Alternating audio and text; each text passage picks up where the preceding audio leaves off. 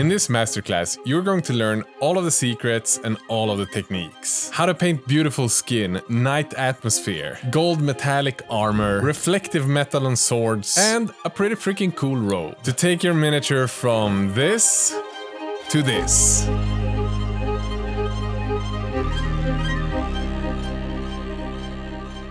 Hey everyone, and welcome to another official Squidmar Masterclass. We give these away for free because we love you guys so much. And if you want to follow along and check out the miniature we use, we're gonna put all of the links to the colors and everything down in the video description. Because you are here to watch us paint Prince Tarkos from our second ever Kickstarter, Champions of Sona. He and all of the others are just down there, so let's move on. And this video is a long one, but trust me when I say you are going to want to rewatch this one many times to get the most out of it. And even if you're a beginner, you can learn a ton. So bookmark it, save it, do whatever you can. It's worth watching.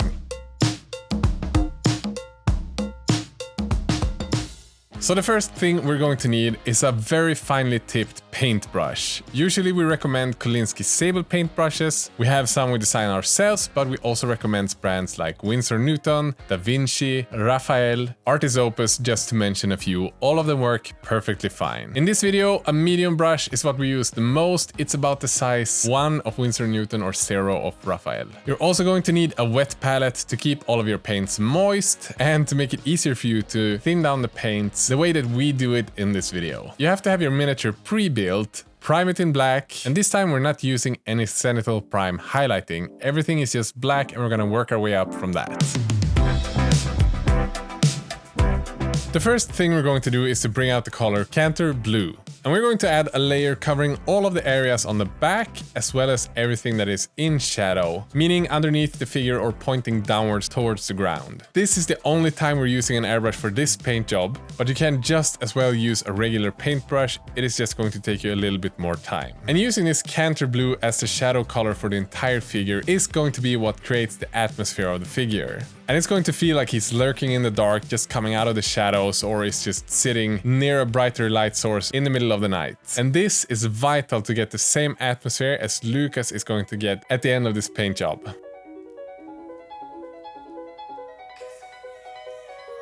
And whenever we want to paint a miniature to a higher level, we need to decide where does the light come from. To keep things somewhat simple, we're going to decide that the light is coming from slightly above from the front, meaning that the miniature will be brightest at the top and everything on his back will be in shadow at the end of the paint job. And one important thing to note, if you're kind of a beginner, never use the paint directly out of the paint pot, because that is going to give you too much paint in the bristles and that is going to leave visible layers when you paint, so always use a wet palette. This also means that each layer that we're adding to the miniature is thinned to some extent, because the wet palette always releases some water into the paint, and as we always moisten the brush before we add paint to the brush, there is some water in there, thinning out the paint even a bit more.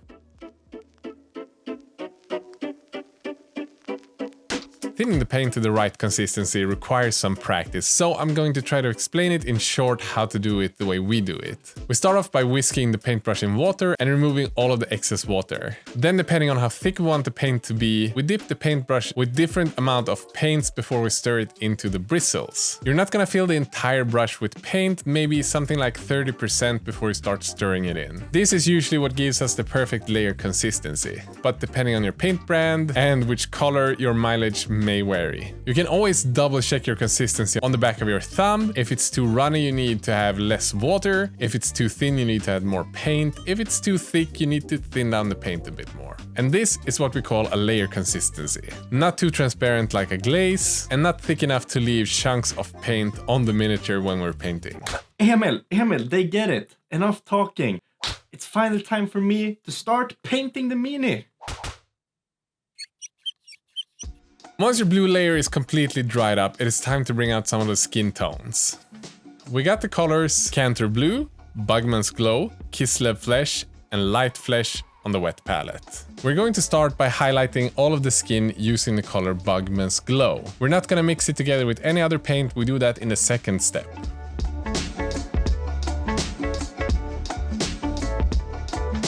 We're going to add Busman's glow to everything at the front of the miniature that is flat and not angled downwards, meaning all of the flat areas between the muscles, his pectoral muscles all the way up to the edges, everything that's angled towards the viewer, as I said, about 60% of the miniature skin.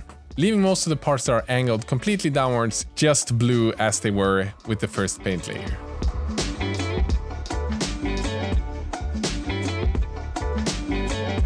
When we're happy with the placement of the first highlight layer of the skin, we're going to mix our shadow color Kantor Blue together with Busman's glow about 50-50.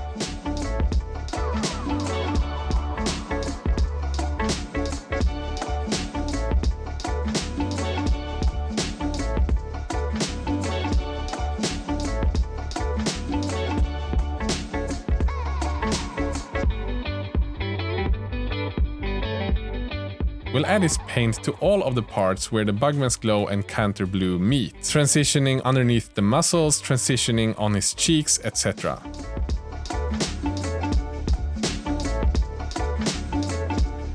We'll repeat this step again, but this time adding a little bit more Kantor Blue into the already mixed colors, and this time glazing the strokes between our clean Kantor Blue mix and our first mix of Kantor Blue and Busman's glow. So we've had 3 steps of color to get our first highlight in place and have smooth transitions between the highlights and the shadows. But if you do this, your transitions are gonna look super smooth. And if you need to, you can go back and glaze in more of the highlights or the shadows, however much you need. Again, it's a learning process, and we've done this before, so it's gonna look a lot easier than maybe it is the first time you do it.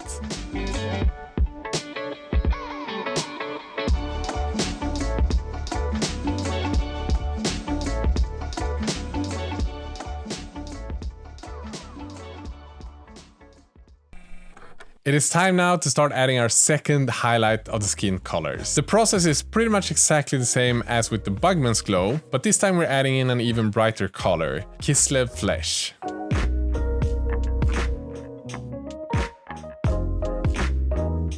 We're adding it on the same areas as before, making sure that we place the highlight all the way up to the edge of the Kantor Blue, and then going down about 50% of the areas of the Busman's glow. And this can be repeated 100 times, make sure that the highlight goes all the way up to the edge.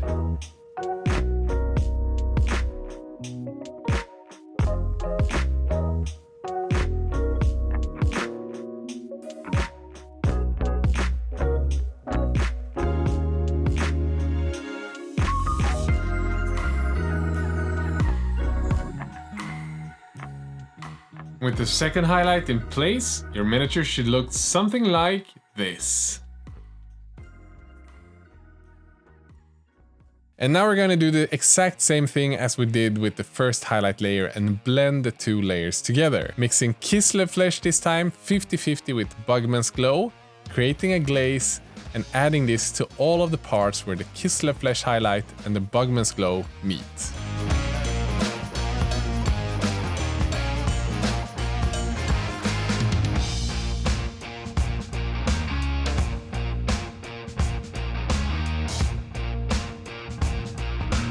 And one of the most common mistakes people do when they try to paint high-level skin is that they forget to connect the muscles. Because all of the muscles are covered with skin, which is its own organ that's connected throughout the entire area. We need to have all of the areas between the muscles painted so that they connect the different areas. And if we don't paint the inner parts of the muscles, it's just going to look like lonely islands and muscle bulges sticking out on his chest.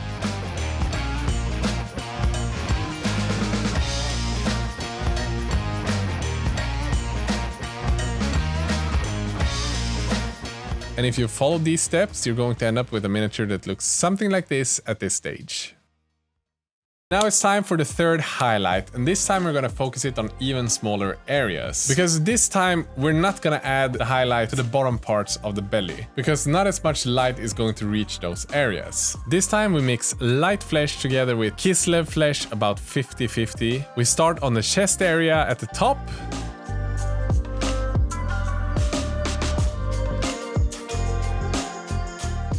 The 2 most upper muscles of his 8-pack.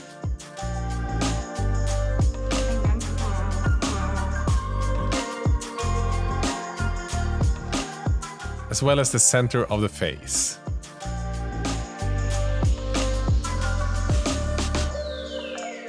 If you really want to push the contrast, you can add even more highlights at the top part of the chest and around the face. This is the kind of thing that can really make your miniatures pop.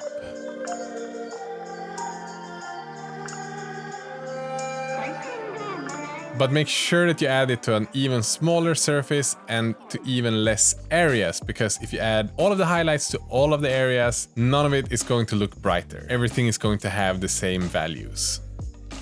In this case, Lucas felt like the miniature was a little bit too pale in the face, and just glazing in a little bit of red added a lot of warmth, making him still feel cold and cool on the skin, but a bit warmer around the face where the blood circulates a little bit more. And he did this specifically on the cheek areas and around his nose, using Evil Sun Scarlett.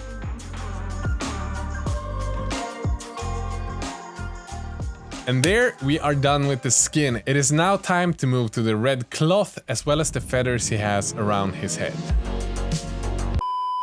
And in just a second we're gonna continue with the painting, but first I gotta ask you, have you ever thought about your digital footprint?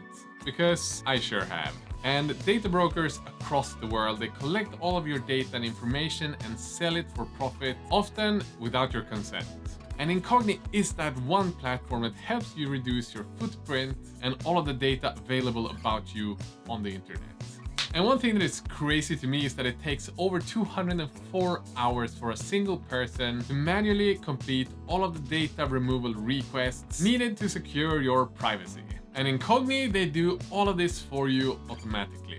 On anything from people's search sites to how major data brokers sell your data to callers, or how insurance companies buy your data to see if they can increase your insurance rate. Incogni got you covered. And the best thing is, the first 100 people to use the code Squidmar over at incogni.com/Squidmar, or if you follow the link down below, will get an additional 60% off your entire purchase. Definitely worth checking out. Now let's get back to the masterclass.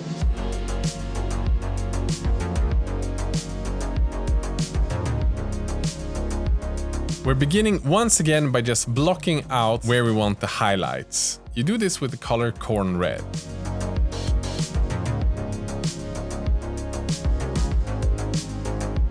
We're leaving all of the lower parts of the cloth rather unhighlighted, because again we want to draw the focus to the chest and the face area of the miniature. This also helps sell the effect and the lighting we've done with the blue even more. Once we've added the Khorne Red, again we're going to use the technique where we mix between the highlights and the shadows. Mixing Khorne Red with Kantor Blue 50/50 and glazing everywhere where these two colors meet.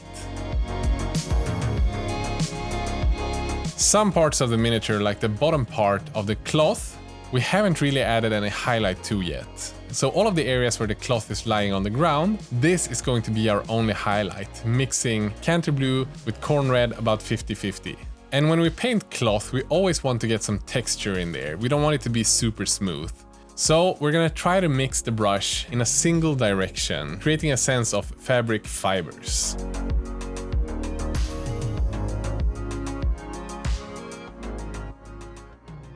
It is now time for our second red highlight. This time we're using Scarlet Red.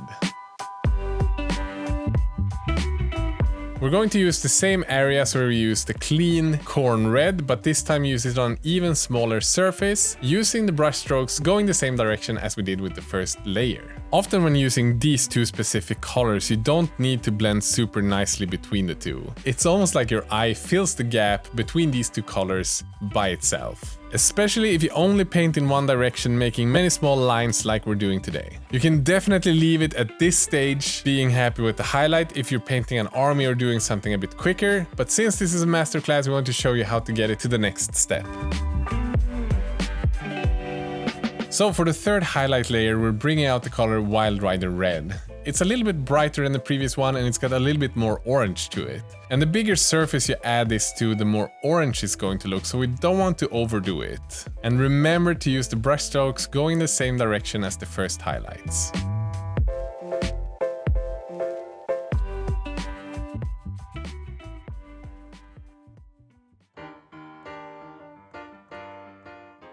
We're now going to use the exact same paints as well as paint steps, but this time around the neck. With one difference. Once we got the first two red layers in there, we want to get some feather textures. By mixing in some of the ivory, we can draw a thin line at the center of each of the feathers and a few strands going from the center out to the edges of the feathers.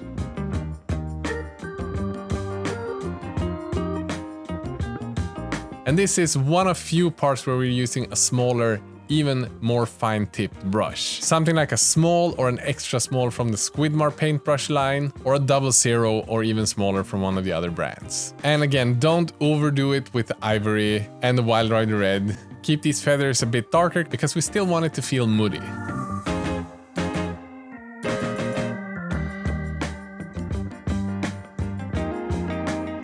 If you want to push the highlights of the loin fabric, you can add a few strokes of this red ivory mix on the very top of the cloth, and it should be good.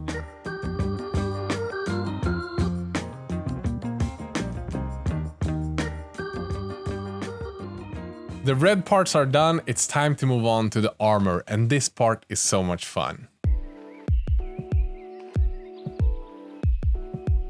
When Lucas made this color scheme, he thought that Prince Tarkus is kind of like a mean guy. He likes to brag about his wealth and that he actually is the prince, so he makes the armor out of gold instead of steel, even though maybe it doesn't make sense on the battlefield. And the rich red together with a gold armor is really going to sell that effect, maybe like a rich Roman lord or an officer. And the technique non-metallic metal is an art in itself. Lucas and I are by no means masters of this yet, but we have learned quite a bit of things throughout the years. And hopefully we can teach you guys these things as well.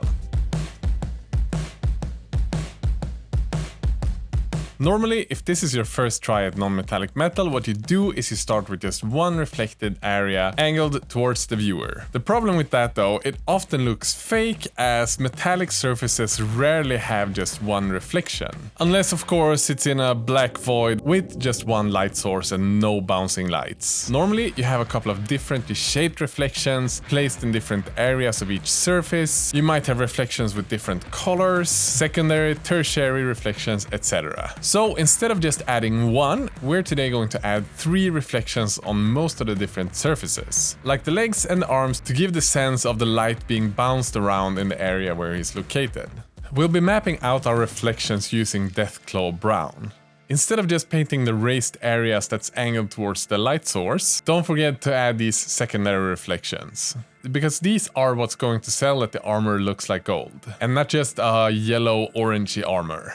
And once we're happy with the placements, it's going to look something like this. We're then going to use the same blending technique as with the skin tones, mixing Kantor Blue with Deathclaw brown and glazing between those two areas. And a recommendation, on the side of the miniature, going to the back of it, you can glaze it even a little bit darker, adding some more of that Kantor Blue so you have more of the shadow on the shadowy sides.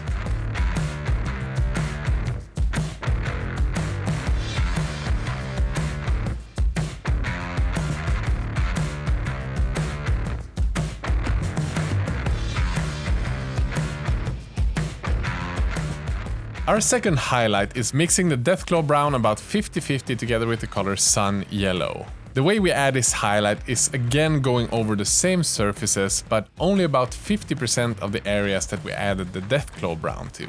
And this paint mix is quite translucent, mainly because the yellow pigments are quite poor. But we can use this to our advantage and create a really smooth transition from the get-go, painting mostly using stippling and dragging lines. These lines, similarly to the red cloth, adds a lot of atmosphere and makes it look like the armor's been used instead of it being highly polished directly from the factory. And textures is amazing for adding realism. And when we go the second step in the highlight process, and even more so with the third and fourth highlight, we try to not keep the highlight the same shape throughout the entire surface, meaning that we highlight it more like an hourglass shape, making the highlight maybe a little bit wider towards the kneecap than it is in the center of the thigh. This, together with the drawn lines and stippling, adds so much realism and removes a lot of that stiffness that I often see on non-metallic metals.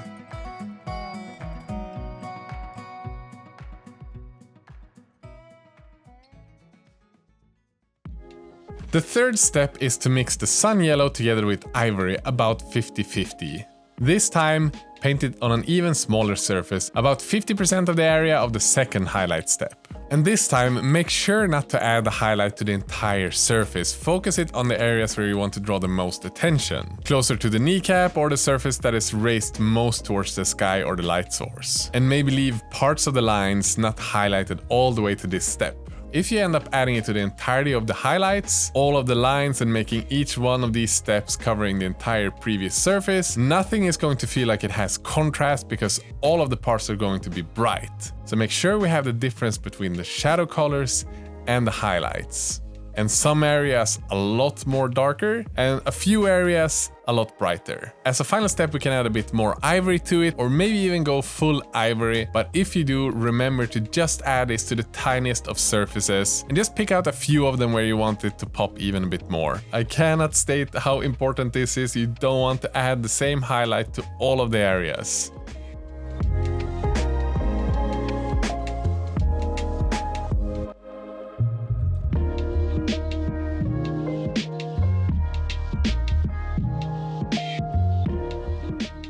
To add a final bit of realism to these gold parts, we're going to glaze in a little bit of red, using Evil Sun Scarlett on all of the areas that would be reflecting some of that fabric from the cloth, or the feathers.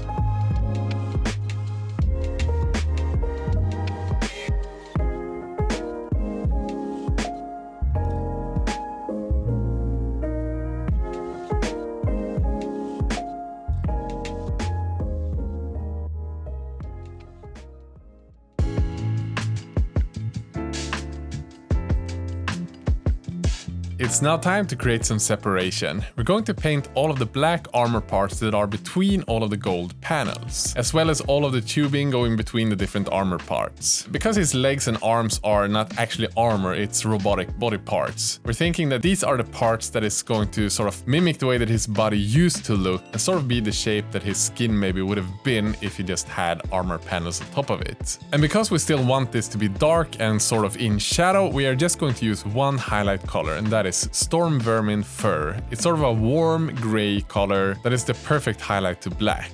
And we just add this to all of the surfaces that are angled towards the light source, meaning upwards. And then there's the biotech parts, all of the tubing going between his arms as an example.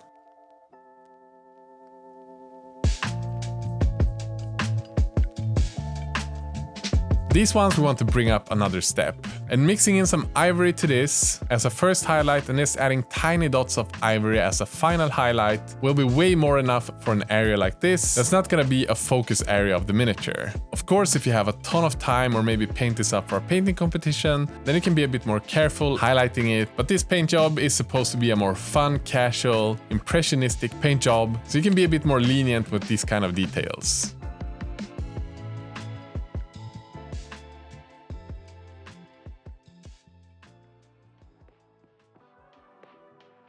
Let's move on to the sword, and these are always my favorite parts of painting on the miniatures. And I think it's the same for Lucas who painted this. And painting massive swords is always something to be grateful about, because they are just so much fun. And this time we're gonna try to make it as simple but effective as possible.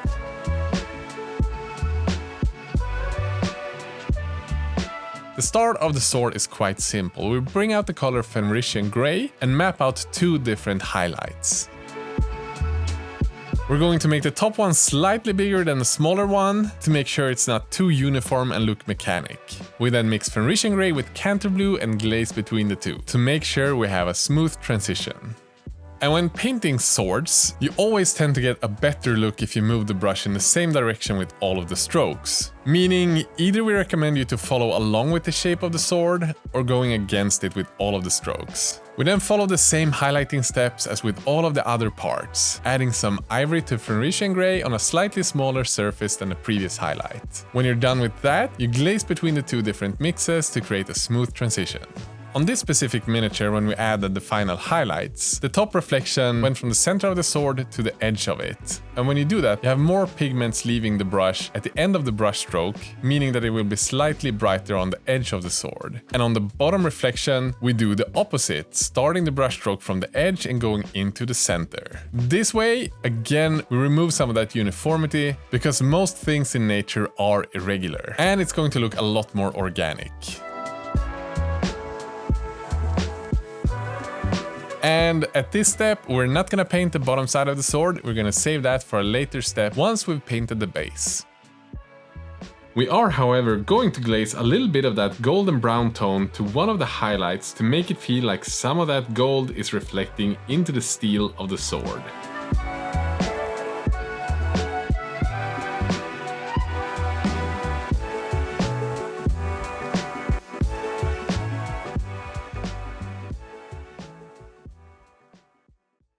It's time to paint the back of the Mini. We're gonna stick to the concept that the back of the miniature is in shadow, so we're not gonna go nuts with the highlights, but we are going to do some things to bring out the volumes. And it's really up to you how careful you want to be on this step, because these parts are not going to be viewed by most people, but if you're entering this to a competition, make sure that everything is painted to the same standard as the front. We bring out the ivory to the palette again. This time we make sure that it is quite thinned down so it doesn't cover 100%, but we have some of that dark blue shining through. We're then adding this thinned down ivory to all of the raised areas on the back, all of the volumes and everything. And this is one of those techniques where you have to trust the process, because it is going to look a little bit funky. If you need to, you might have to go 2 laps with the ivory to make sure you get the right coverage on the right areas.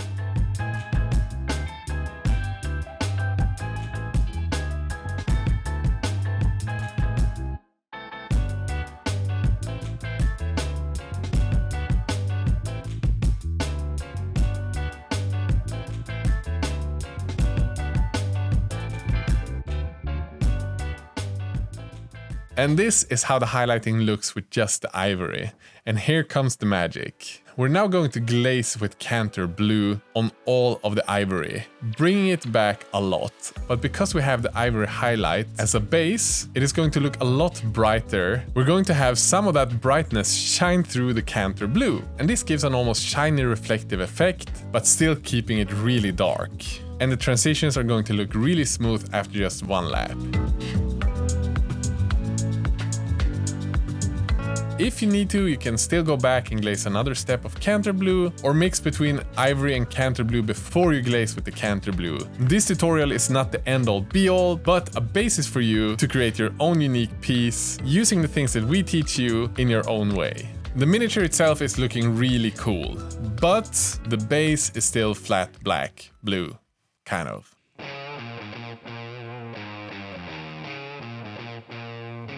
And we're going to paint this base sort of pale green, but only in the front half, and make sure we have a nice transition from the brighter in the front to the dark shadowy blue in the back of the base. So we start off by painting the front 50% of the base with Caliban green.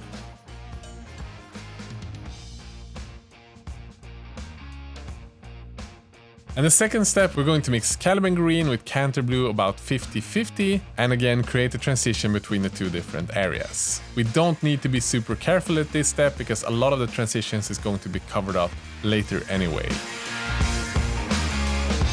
This is one of those techniques that Lucas and I often use. We're thinning down Skarsnik green quite a lot. It's just above glaze consistency. We're then using irregular patterns, stippling, dragging the brush, leaving some of the areas darker and some of the areas highlighted. And we got the color more thinned down the further back on the base we go. And there is no real way of explaining how we go with the brush, because this area needs a lot of texture. But on all of the patterns that are engraved into the stone, we want to be a little bit more careful when adding the highlights. So you kind of just have to experiment until you get a feel for it. Let's call it controlled chaos. We're then gonna go over the same areas again with the same thin down color, but this time adding the second layer to only about 50% of the base, focusing on the front of it. Adding this second layer brings up more of the vibrancy and making it feel more bright, while leaving the back half of it darker.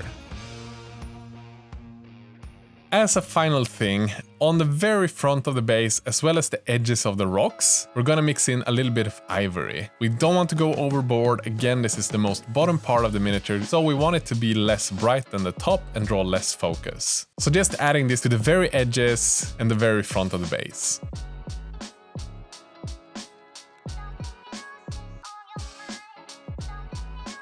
There is one step, however, to the painting now that we haven't done, and that is the bottom side of the sword. We want that to reflect some of the base, and that is why we waited with it until we had the base done, so we knew kind of how much light we wanted to reflect. So we're adding a reflection using a 50-50 mix of Skarsnik green and Kantor Blue.